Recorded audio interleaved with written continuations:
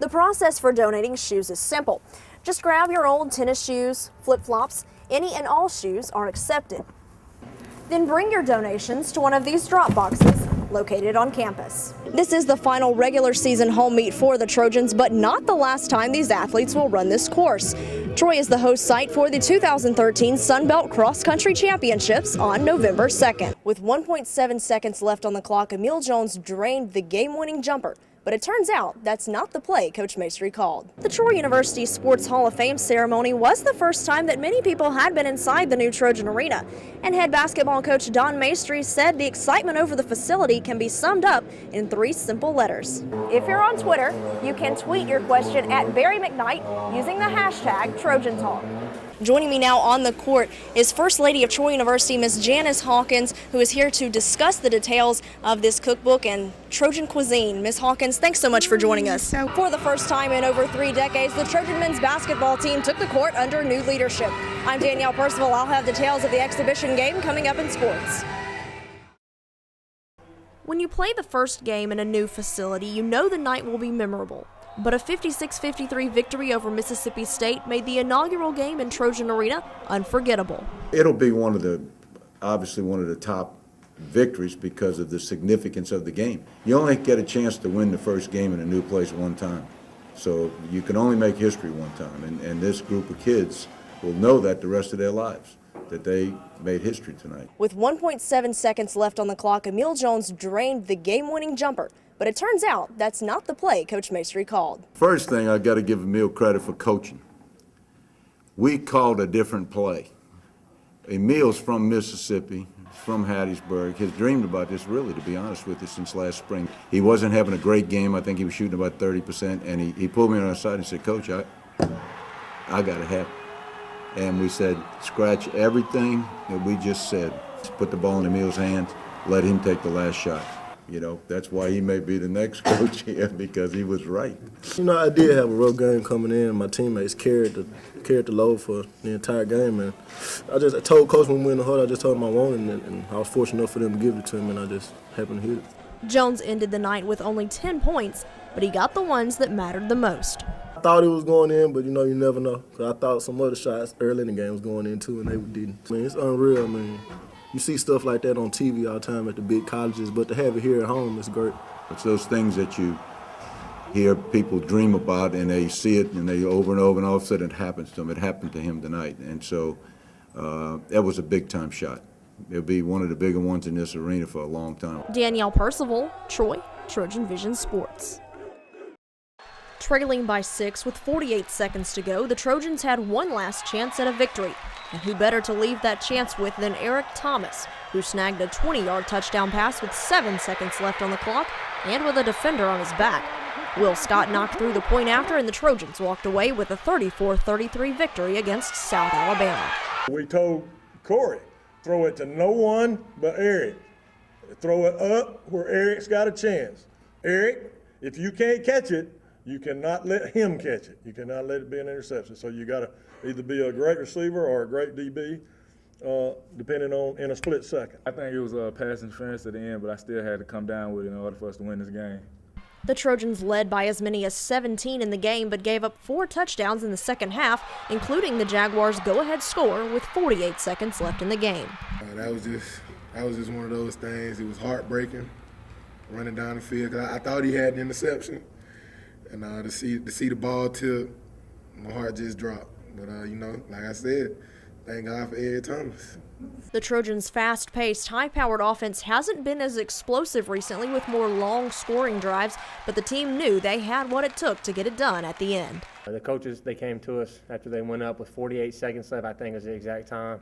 And they were just like, you know, let's go down and do it, man. We've been waiting on one of these times.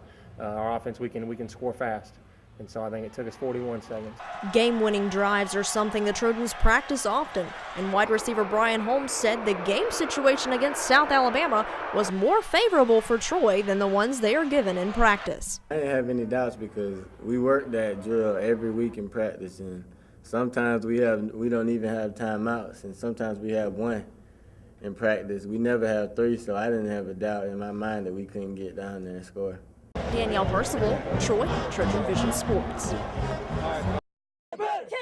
Saturday, the Trojan cross-country teams competed in the annual Coach O Invitational at home on a newly designed course. The men's team took the top spot while the women finished in third, and head coach Jeff Jenkins said he was impressed by both teams' performances. Team-wise, the men ran away with the meet. I think we went 1 and then 3, 4, 5, 6. So, I mean, the score, I think we scored 16 points when a perfect score is 15. On the women's side, I think we moved up late like we wanted to do. We wanted to work on the middle third of the race. And that's where we really saw a lot of improvement with those ladies. And a few people stepped up a whole lot more than others even. I think we had 3 in the top 10, so it's a good thing to have, is have 3 girls that are finishing right there back to back to back. Jenkins implemented a different strategy for the men's team in this race, and one that proved to be beneficial in the end. After the mile mark, we had a pack of guys sitting in about 4th place. Anybody was in 4th. They were just all so close together. They come through the 2 mile, and it was very, very similar scene. I saw Enoch top the hill and pulling his guys together, and he was looking around, making sure that he had everybody with him, and we kind of let the dog off the leash, so to speak, and told him he can go get the other guys. And I think they must have had at least 200 meters on him, but he caught them both and pulled away, and I think he beat them by 200 meters. This is the final regular season home meet for the Trojans, but not the last time these athletes will run this course. Troy is the host site for the 2013 Sun Belt Cross Country Championships on November 2nd. Well, I talked to the team after the race, and they talked about which areas are the most important to them, which areas do they think we need to spend a lot of time on and work hard on. They singled out a couple different places that we need to do some work on, so we're definitely going to spend a little bit more time on those areas. Georgia State was smart to come to this meet and see what it's going to be like, and nobody else is going to be able to see that. And so I can't even put a value on what that's going to do for our team going in 3 weeks from Sun Belt Championships. Danielle Percival, Troy, Trojan Vision Sports. Now Danielle Percival joins us for a look at sports. So Danielle, the Trojan football team is not in action this week, but that gives the Trojans, a chance to sort of scope out their competition. Well, that's right, Judson. The perfect opportunity came last night as their next opponent, Western Kentucky, was in action. We'll have a recap of that game coming up here in sports. But first off, got a little bit of a feature on a football player to look at first. All right. Well, the man, the myth, the legend, Eric Thomas, continuing to show he's got some of the best hands on the Trojan football team and possibly in the conference. Most Trojan fans know the skills Thomas has when it comes to touchdown receptions, and he's already showcased it several times this season. Maybe none more memorable than this game-winning touchdown with the defender on his back and only 7 seconds left on the clock against USA. But this weekend against Georgia State, Thomas was at it again. This time, though, it wasn't a spectacular reception that gave Thomas the spotlight, but rather what might be considered the stiff arm of the season as Thomas bowled over the Panthers safety, Arrington Jordan. Looking at it again, that's a nice little welcome to the Sun Belt. Though Thomas doesn't have the chance to add to his already impressive season this weekend, he says he and the team will still be working during this bye week. Really not an off week. We just don't play this weekend. We still got practice, and we still got to work hard to prepare for this Western team. They're a great football team. We just got to put together a good scheme, go out there and get the W.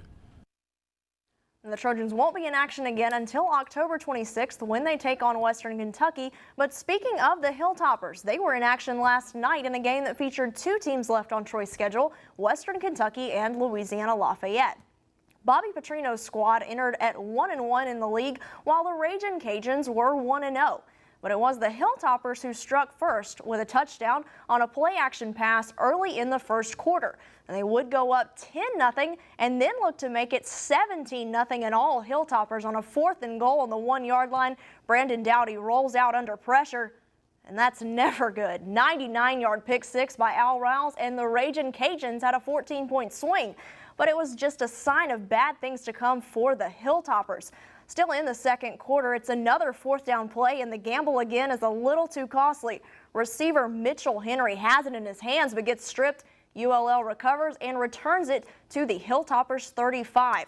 We'll take one last look at it, slowing it down. It's in his hands for the first down, but the Ragin' Cajuns get the takeaway. And it was ULL who would go on to win this one 37-20, and they sit at the top of the conference at 2-0.